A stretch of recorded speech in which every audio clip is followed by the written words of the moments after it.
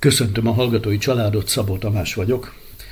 Most egy megemlékezést mondok nektek Gál Jenő verbita szerzetes atyáról, ugyanis 5 évvel ezelőtt ment el a másik világba, és most vasárnap, 23-án, 11 órakor Sorki-falud Szentléránt nevű település részén, ahol utolsó éveit töltötte, megemlékező találkozót tartunk Szentmisével. A Szentmisét Márfi Gyula, nyugalmazott érsekatya mutatja be.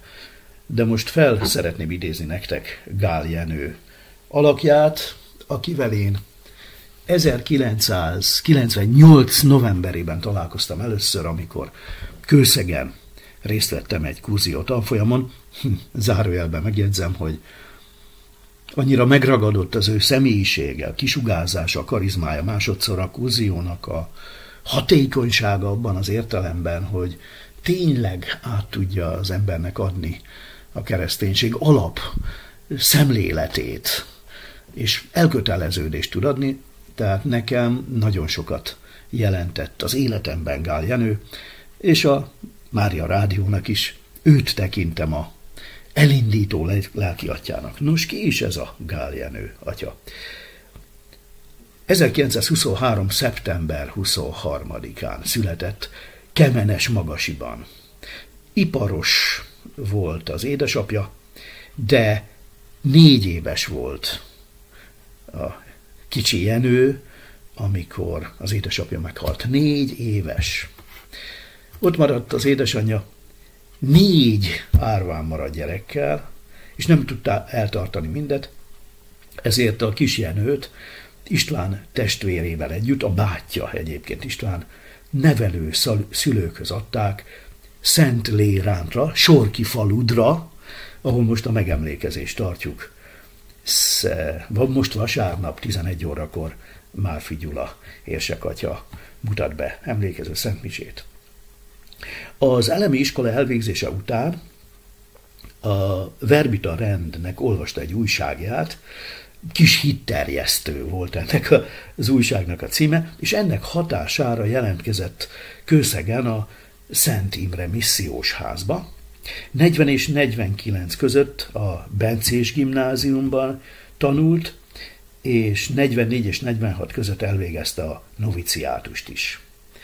Aztán 1949-ben, amikor a rendeket feloszlatták, rendtársaival együtt átszöktek Ausztriába, majd Németországba kerültek, és 49 és 54 között itt végezte el a teológiai tanulmányait, és 54. augusztus 28-án szentelték Németországban pappá. Mivel hazájába akkor nem jöhetett vissza 1954-ben papként, szerzetesként, Argentínába vezényelték, de akkoriban ott is bizonytalan volt a politikai helyzet, ezért átmenetileg, ahogy ő mondta, ideiglenesen, ahogy a hazánkban tartózkodó orosz csapatokról mondtuk, szóval ideiglenesen Paraguayba helyezték, ahol 34 évig működött. A plébániai területe az akkora volt, mint fél Magyarország, és ő volt a paraguayi rendtartomány gazdasági vezetője is. Létrehozott mezőgazdasági iskolát, kutatóintézetet, részt vett egy vízi erőmű építésében. Plébániájának templomában mindezekért szobrot is állítottak neki az ottaniak. 1989-ben a magyarországi rendszerváltozás kezdetén előrejárói több, a világban szétszorodott tentárcsával együtt hazarendelték, hogy most itthon van dolguk. Jenő atya ezt úgy írta le, hogy az ő feladatuk az, hogy a düledező keresztet segítsék felállítani Magyarországon. Mert hogy Magyarország tényleg missziós terület lett, és a rend úgy gondolta, hogy ezeket a tapasztalt és a misszióban sokat dolgozott embereket a világ sok részéből hazavezénylik. Jenő atya ennek a hatalmas feladatnak az élére állt. Olyan a természete, hogy nagyon erősen elkötelezett az Úr mellett, és azért tud dolgozni. papi jelszava az volt, hogy az Isten igéje terjedjen. Azt gondolom, ő volt az, aki újjászervezte a magyar verbita rendtartományt, visszaszerezte a kőszegi rendházat, felépítette, megtervezte és felépítette az új budatétényi rendházat, a Szent Arnold lelki gyakorlatos házat.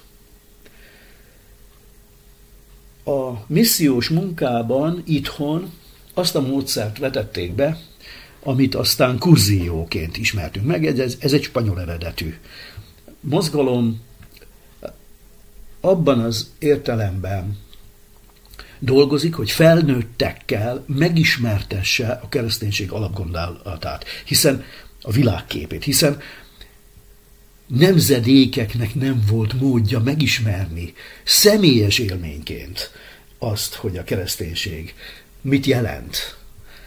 A gúnyolódást, a kifigurázást azt jól ismerték az emberek, de az, hogy milyen a valódi kereszténység, milyen a valódi Krisztuskép, milyen az Istenkép, amit magunkban meg kell ismerni, na ezt nem nagyon ismerték. Tehát ő volt a magyar kurziós mozgalom megalapítója. 1990 őszén tartották Kőszegen az első magyar nyelvű kurziót. Hát, hogy mennyien vettek részt a kurziókon, azt nehéz lenne megmondani. Egy biztos. Kőszeg után több központban kezdődött el a kurzió, Tihanyban, Veszprémben, Győrben, Budatétényben, és Gál Jenőnek köszönhető a református kurzió elindítása is, és Gál Jenőnek köszönhető a börtönkurzió elindítása is. A kurzió összes dokumentumát, az előadásanyagot, a forgatókönyvet, mindent neki köszönhetünk. A Mária Rádió megalakításában a szerepe fundamentális, hiszen ő indította el azt a munkát, aminek eredményeként 5 év után, tehát 2000-ben indította el a munkacsoportot, hogy legyen Mária Rádió, és 2005-ben ugye meg is szólaltunk. Rendkívül tájékozott ember volt, rendkívül művel volt, és nagyon, nagyon bölcs ember. Nagyon szerette az embereket, és nagyon értette az embereket. 2 könyvét adtuk ki a Volkra Otto János Alapítvány keretében. Miért álltok itt tétlenül? Ez az egyik könyvnek a címe, a másik pedig, hogy menjetek a szőlőmbe dolgozni. Jenő atya utolsó éveiben, talán 10 évig is visszament Sorkifaludra. Nekem azt mondta, hogy azért megy ki a rendházból, mert ott már nincs kit megtérítsen. Visszatért Sorkifaludba, felújítatta a templomot és a plébániát, ebben is segítettük, a Volkra Otto János Alapítvány akkoriban egy 5 millió forinttal segítette, hogy ez megújuljon. És amikor kurziókat tartottak bárhol, akár Budatétényben, akár Veszprémben, akár Tihanyban, akár a református kurzióknál, egy gyertya égett abban a 3 napban, az oltáron és az ő lakása ablakában, amikor ezek a kurziók éppen mentek. A kurzióról azt mondta Jenő atya, a kurzió élet, és nem pedig egy fogalom.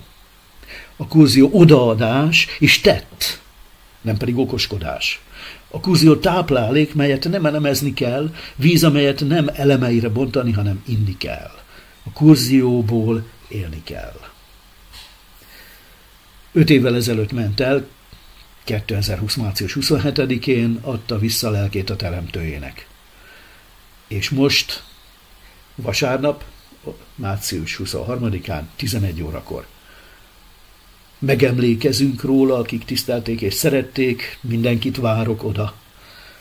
11 órakor Sorkifalu Szentlélánton, most vasárnap mutatja be a megemlékező szentmisét. Márfi Gyula, nyugalmazott érsek-atya.